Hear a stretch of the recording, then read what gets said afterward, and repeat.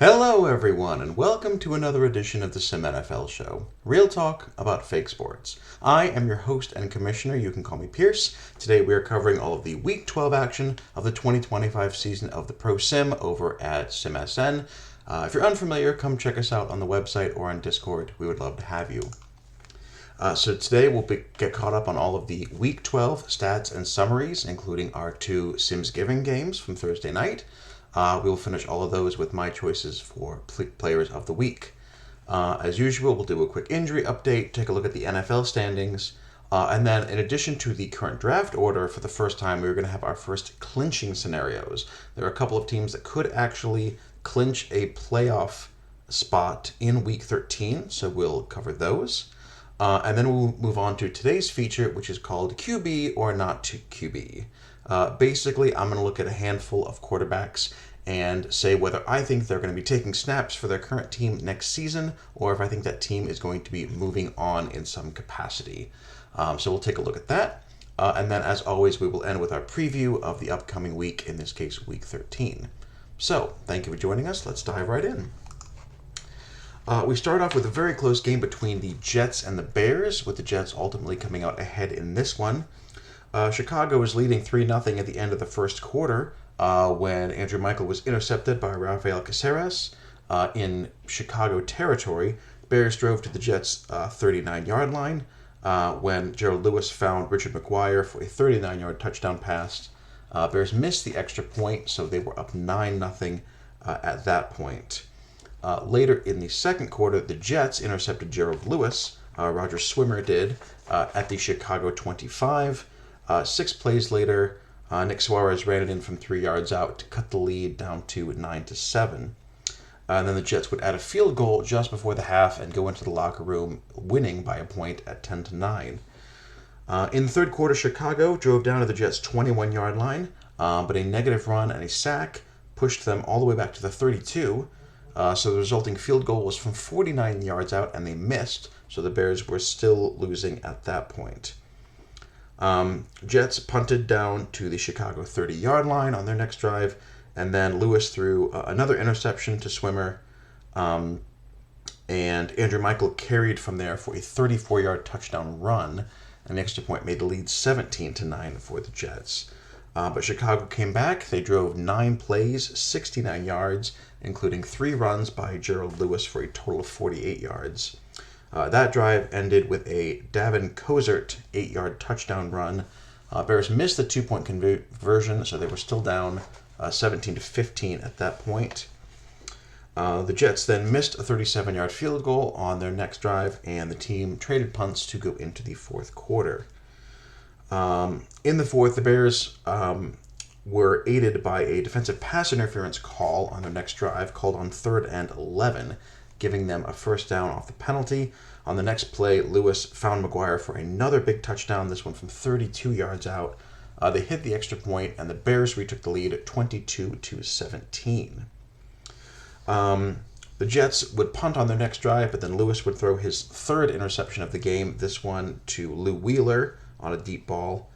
So the Jets took over. The Jets were then called for an unsportsmanlike conduct penalty, which pushed them back.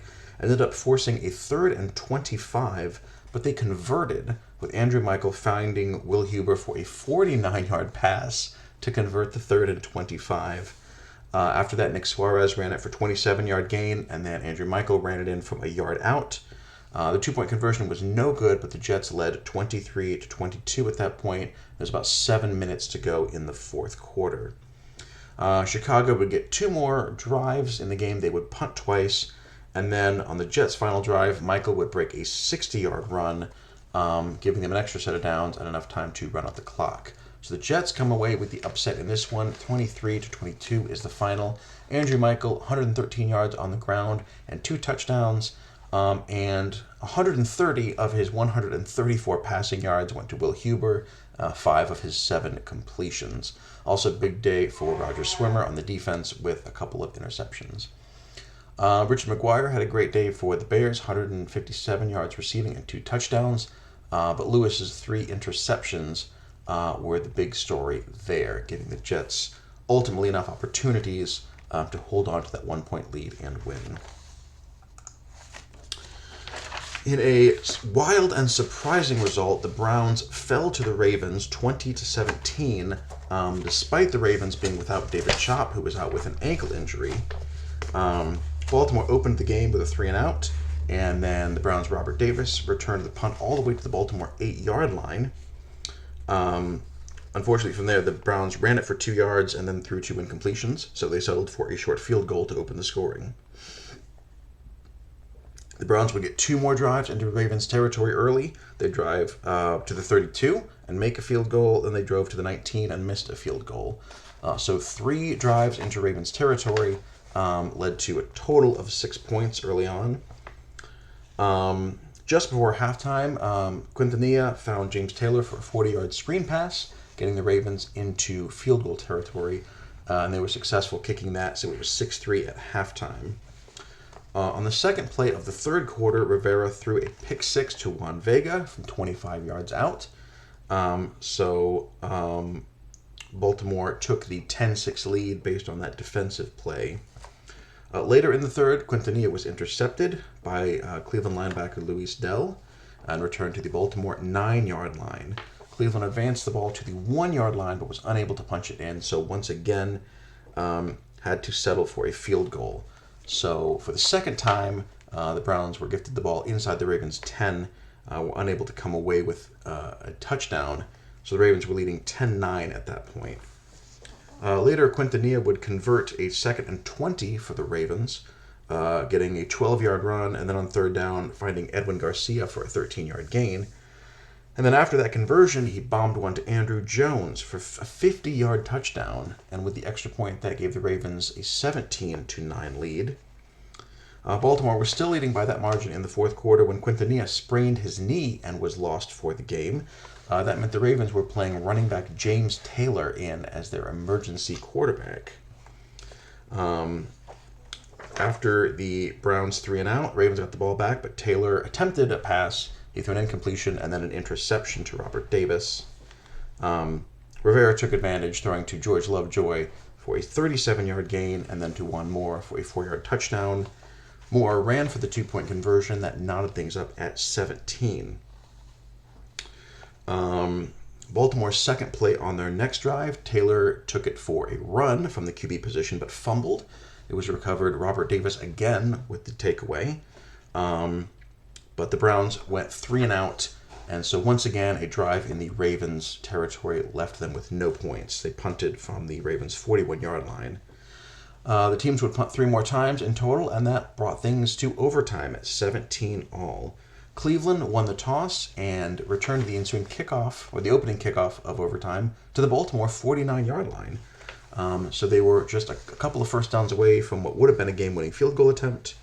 But 2 offensive penalties pushed them back, and on 3rd and 15, Rivera threw an interception to cornerback Benny Murray, which was returned all the way to the Cleveland 10-yard line. Ravens were unable to advance the ball, but it didn't matter. They kicked a field goal, and they won in overtime. 20-17 was the final. So, after Quintanilla was injured in the fourth quarter and overtime, the Ravens ran 17 plays. They gained a total of 42 yards. They had 2 turnovers and a game-winning field goal, somehow. So that's how they fared with their emergency quarterback. Quintanilla was 16 of 29 for 176 yards, touchdown and a pick before he left. Jeffrey Jesse had a fantastic day for that Ravens defense, 8 tackles for loss and 3 sacks. And then Juan Vega with 3 pass breakups and then that pick 6 to turn the tide for the Ravens. Davis had a great day as well with 2 tackles for loss and 2 takeaways. One more, 140 yards and a touchdown. But the Browns go down to their division rivals at home. Again, 20-17 is the final there.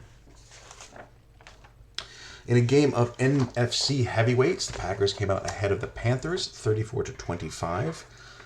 Carolina scored on the second play of the game. They started with a Kelvin Dupree 64-yard run, and then Link found Russell Barnes for an 11-yard touchdown to open the scoring.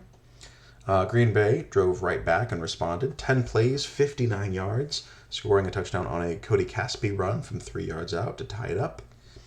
After a Carolina punt, Garibay got his first touchdown pass of the game, he found Caspi for a 27-yard pass, giving the Packers their first lead.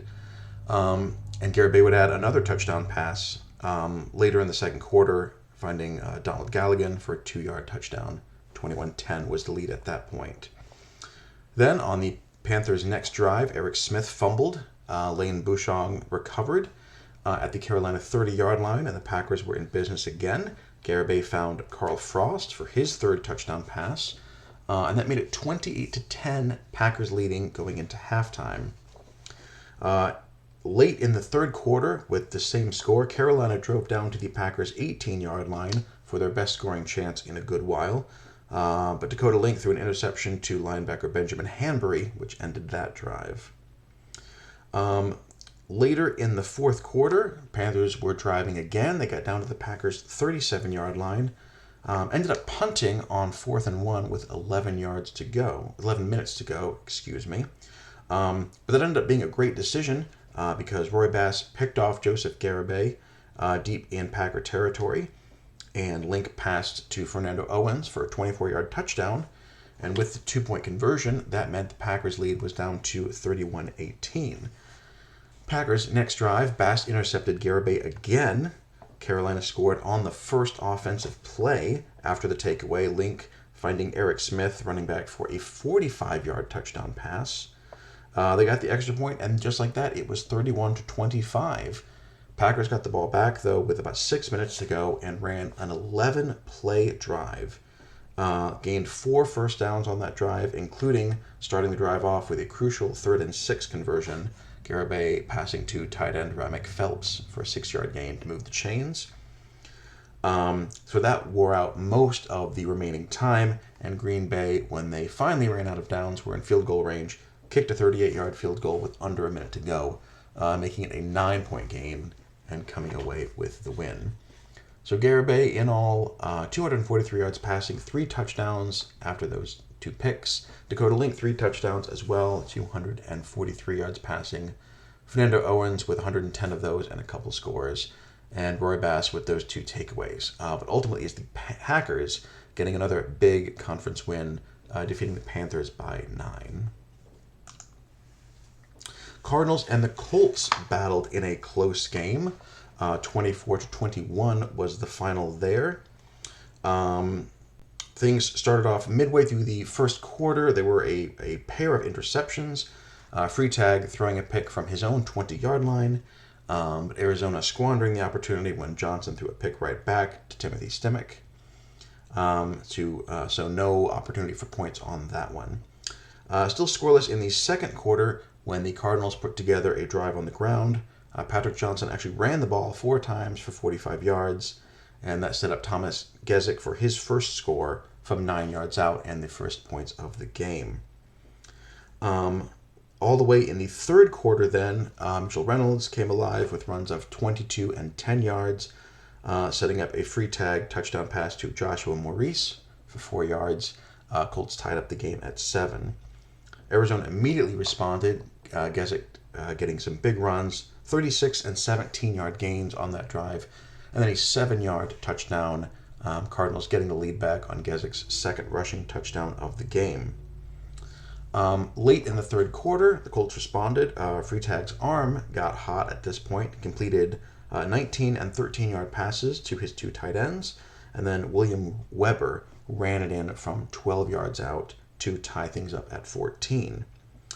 Going to the fourth now, Gary Freitag found tight end Enrique Rodriguez for a big 39-yard gain on a drive, setting up Reynolds with a 19-yard touchdown run. That gave the Colts their first lead of the game. But with 3:28 to go, Arizona, and specifically Thomas Gezik, took over. He caught an 8-yard pass, and then Gezik carried 4 times for a total of 72 yards, getting into the end zone for the game-tying touchdown. Indianapolis got the ball back, ran 4 plays, could not get a first down. Arizona took over on downs with just enough time to kick a game-winning field goal.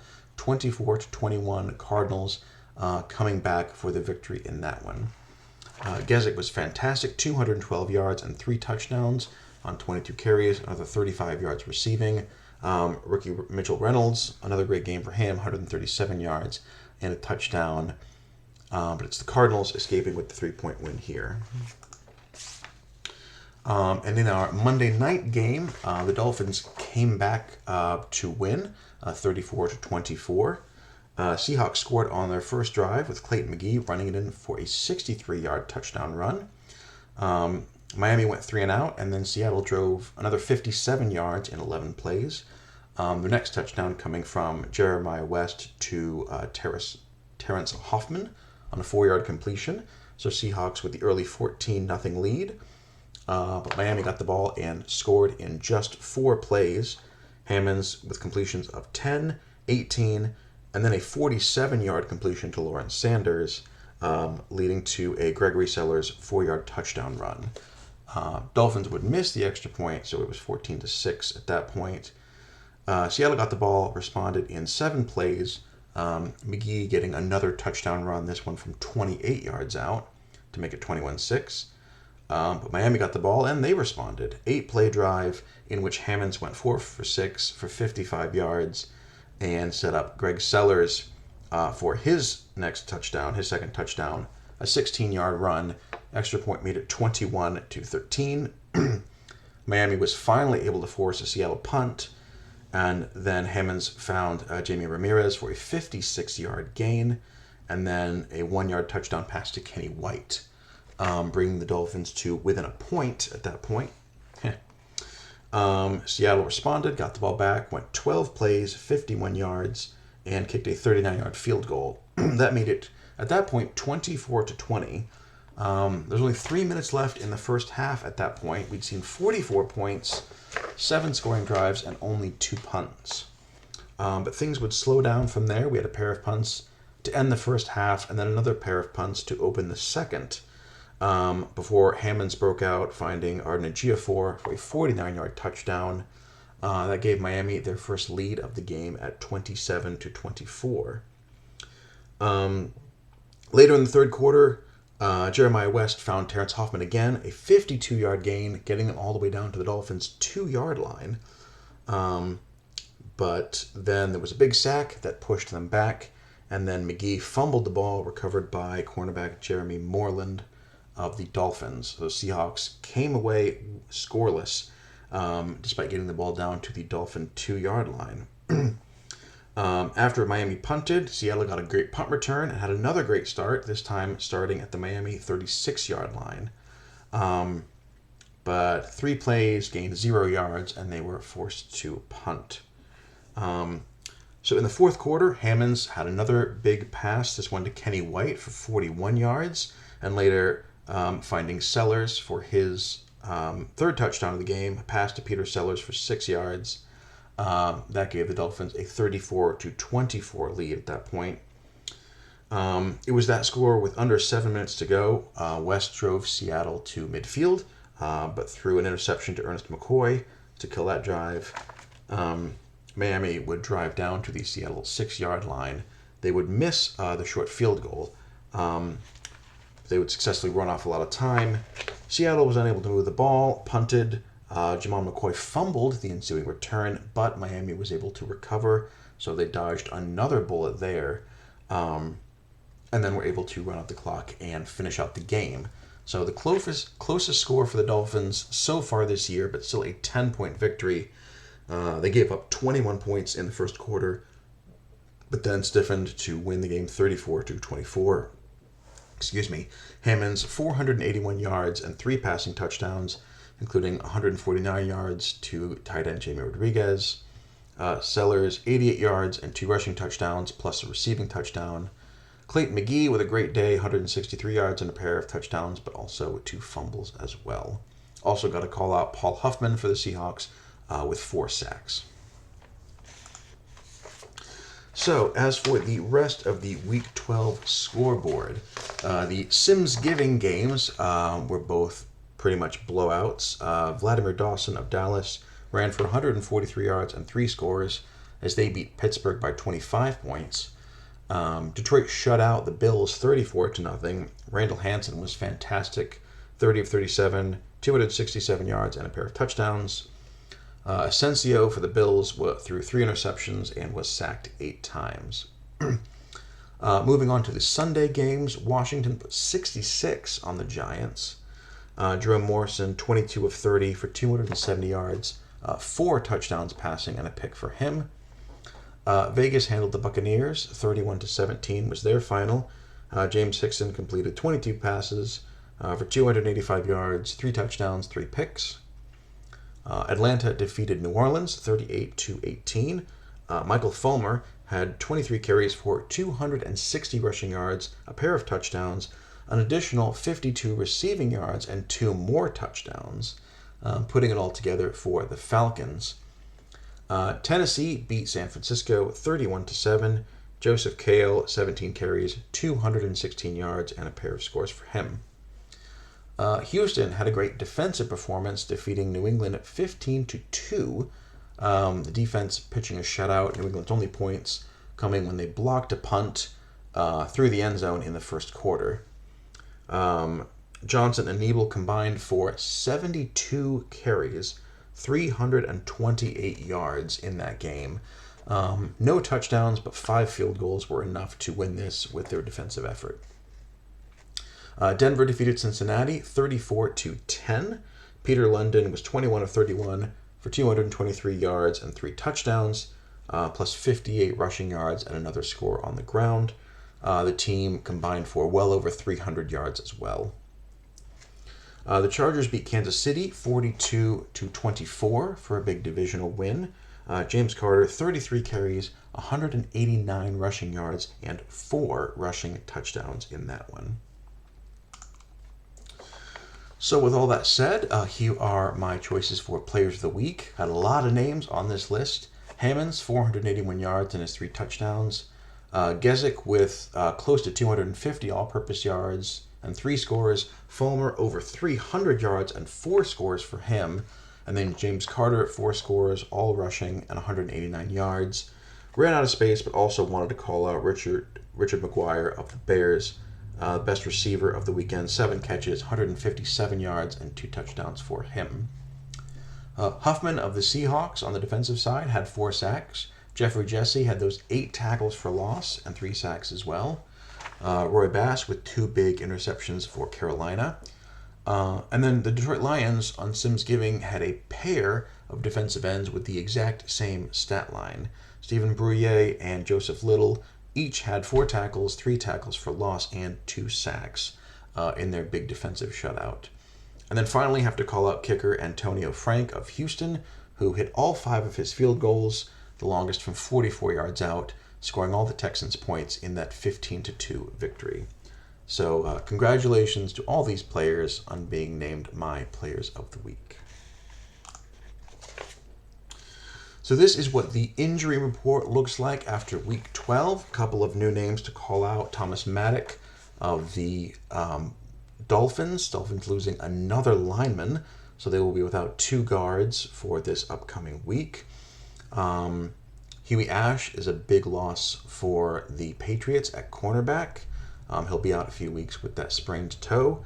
Denver Litton, rookie for the Jets, having a fantastic season. He's going to miss a couple weeks with that ACL bruise. And, of course, the big news out of Baltimore. Baltimore now without both of their quarterbacks. David Chop still out with that neck injury for most of the season. Quintanilla is going to miss next week with that injury to his knee. So Ravens are going to need to pick someone up or, again, run with their emergency quarterback. Although apparently that worked just fine versus the Browns. But anyway.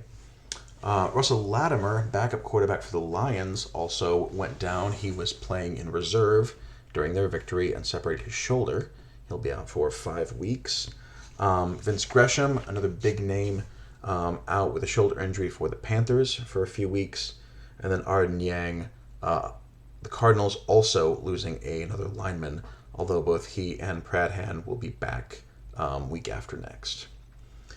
Speaking of some names that have recovered and gotten off this list, Patriots linebacker Larry Arwood is back this week, as is Pittsburgh's guard Melvin Adams. Dallas gets a couple of defenders back, Stephen Othon and Michael DeWitt, both fully recovered.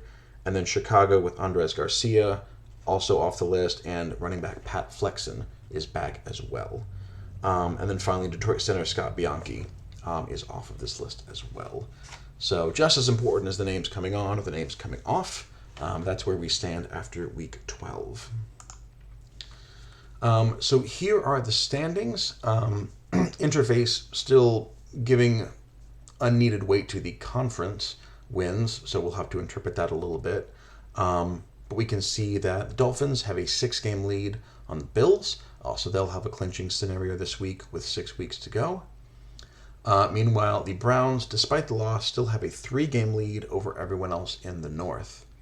The AFC South is as close as ever. The Titans leading at 7-5, a half game ahead of the Colts and the Jaguars, with the Texans just a half game behind them at 6-6. So still anyone's division to win there. The AFC West, the Broncos with a 3-game lead over the Raiders, the Chargers another half game behind them, and then the Chiefs bringing up the rear. In the NFC, Washington still has a 4-game lead over the Dallas Cowboys. Green Bay also with a 4-game lead over the Lions in second place at 5-6. And then the Rams as well, still a 4-game lead over the Seahawks at 5-6.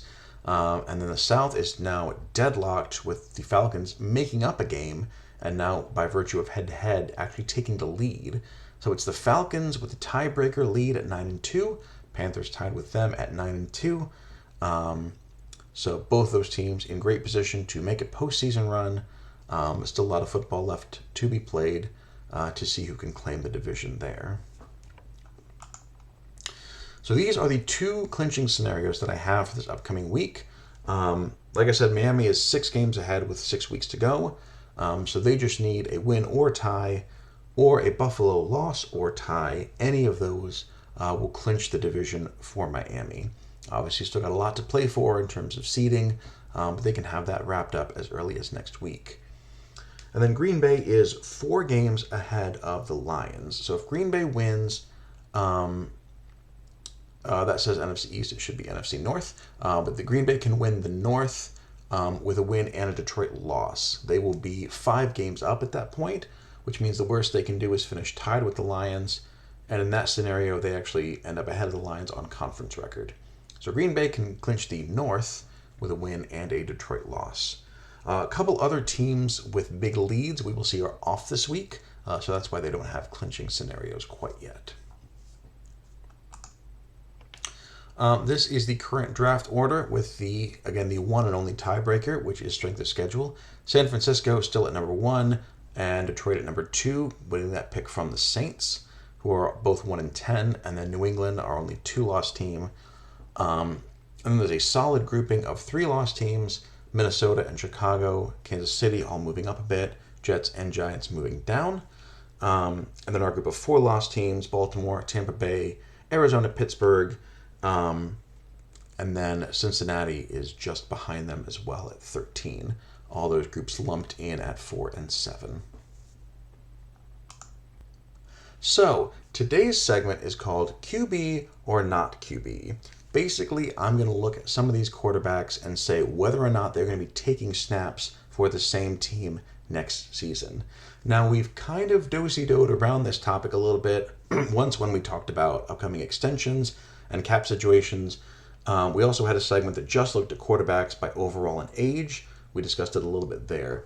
But this time, I'm actually sitting down and saying for sure who's sticking around and who's going to be moving on. At least my predictions. Obviously, these are just what I know. I don't have any secret intel. This is just my analysis based on what I see from the outside. But we're going to go through these alphabetically by team name. The first one is Patrick Johnson of Arizona. Johnson has 1 more year on his contract. He's owed $20 million with 8 of that guaranteed. He's going to be 35. So honestly, I think this is more about his decision than anything. If he sticks around, there's money to be made there. But it wouldn't surprise me if he steps down. And In that case, the Cardinals could be going with Addison Crosby, who's currently the backup. Presumably after this year's progression, he'll be in the high 60s. His throwing power could be up to 80 as an individual attribute, or the team has a good $65 million, some of which will go to extensions and draft picks, but they'll have plenty of money to find someone else if they want to. So mostly I think this is because Johnson is stepping down, but we'll see if he does choose to do that, if what the Cardinals decide to do if he doesn't come back for his age 35 season. Padilla for Atlanta is owed a lot of money, but Atlanta's having a fantastic season. They're 9-2. They're tied with the Panthers and actually leading them in the South based on head-to-head. So I think they have good reason to stick around. He has a big ballooning contract, but next year it would cost them $20.5 million to cut him, to have him not play, and $25 million to play. So not a lot to be gained there, especially when the team is doing as well as he is. So I think if Padilla chooses to come back, and I believe he will, I think it makes sense for the Falcons to keep him around. After that, we may talk about expense and how much more they can save cutting him or trading him. I doubt trading him will be an option, but cutting him versus keeping him. But I think for next year, it makes sense that he will be back, and I think the team will want to keep him. Chop for Baltimore is a little bit of a harder sell. He's making $29.5 million next year. Only 11 of that is guaranteed. But he does still have that year on his contract, and with only Quintanilla on the roster, I don't see the Ravens having a lot of other options. So I'm predicting they have about $40 million in cap space, so they're not completely strapped next year. So I think they will finish out his contract. They may still choose to invest a draft pick and a quarterback this year and give him that last year on the bench to develop.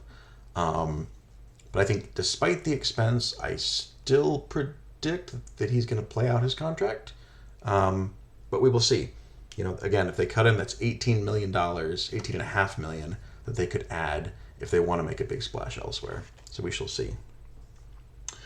Asensio for Buffalo, I think it's time to move on. They declined his fifth-year option, so they could try to extend him, but I think this is the time to say Asensio is not the answer. They can play Luke Trahan for cheap or see what's in free agency. They got more than $60 million in space currently for next year, so plenty of opportunity there. But I think it's time for Buffalo to move on from Asensio, and I think not picking up his option makes it a good time to do so. As for the Bengals, Gurevich is set to only make $3 million next year. Bengals don't have a ton of space. They have $32 million, which sounds like a lot, but that goes quickly with draft picks and even minor extensions. And just comparing to what other teams have, you realize that's on the lower end. Gurevich as a pocket QB, 66.5% completion, 274 yards per game, 24-19 touchdown interception ratio. So I think for what he's already under contract for next year, makes sense to keep him around. And again, as we will see by the low numbers going into the replacement column, I don't know who else is going to be out there. I don't think they're going to be in a draft position unless somebody falls or they make a big move up to take someone. Maybe I'm wrong, and maybe they could have the third QB off the board. Maybe Washington. So they might have some options there, but again, even if you're investing a pick in someone, I think Gurevich has been good enough and is cheap enough on a current contract that he's still going to be playing next year. Can't say the same for Rivera. He's making $21 million this year to be unimpressive. The team drafted Dominic Anku in the second round. So I think that's the way the wind is blowing. So contract year for Rivera, I think he'll be gone. The team will get a comp pick for him, and then he will enter the free agency market. And we'll see what a 33-year-old field general, 32, 33, something like that, can make on the open market. But don't think he'll be back. Valenzuela, sort of in the same place as Gurevich, very cheap for next year. I will say the team has a little more in cap space than the Bengals do. The Chiefs have about $57 million currently in space for next year. Valenzuela has a 57.9% completion rating, 313 yards per game, 18 to 21 TD interception ratio. So a step down from Gurvich in a lot of those departments. Kansas City hasn't taken a big swing since that very first draft. Again, wouldn't be surprised to see them make a move if something's available. But I think being willing to play him this year and the fact that he'll still be progressing, it's not a huge investment to, even if you make a move to draft somebody to play him next year. Again, maybe someone shows up in free agency that they like and they move on. I'm leaning more toward the former. In general, in the sim, I think sim tends to favor retention a lot more than real life would. So to me, the burden of proof is kind of on the other column for this. But we'll see. I could be completely wrong about all of these, which would be fun. Aguilera's probably got one of the biggest upcoming extension values, and with the system overall, that's going to be a big payday for him. But we can see that the Chargers have already been moving veterans at the trade deadline, I think, to make some space for that. So to me, I think that is telegraphing that the Chargers want to keep him around, and I think that makes sense. He's young, he's dynamic, he's still improving. I think everything that the GM and ownership have been doing is to make space for him and keep him around for a long time. So I think he will be getting that payday and sticking around with the Chargers long term. Lions, I don't think is the future for the Patriots. They did pick up his fifth-year option, so he's going to make a lot of money next year, fully guaranteed, like $12 million. I still don't think he's the future. I think despite that decision, I think you take someone else. New England's currently got a top 3 draft pick. They're in great position to take someone for next year and start them. So I think sunk costs are what they are. I don't think Lions is your answer. I think you grab someone else. Maybe they won't. Maybe that's not how the draft turns out. Maybe they want to get some final return on that $12 million. Maybe they do draft someone and they still play Lions. I don't know. I think in general his days in New England are numbered, so I'm moving him to the right column.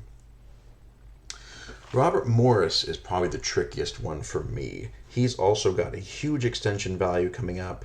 The team has $48 million in space and not a lot of other big names that are eligible for extensions, so I think they've got the money to pull it off.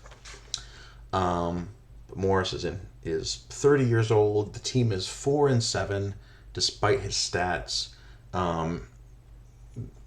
Running is very powerful this year, so there's a possibility of a QB running nerf coming in the sim, which is impossible to predict, but you didn't want to think about it.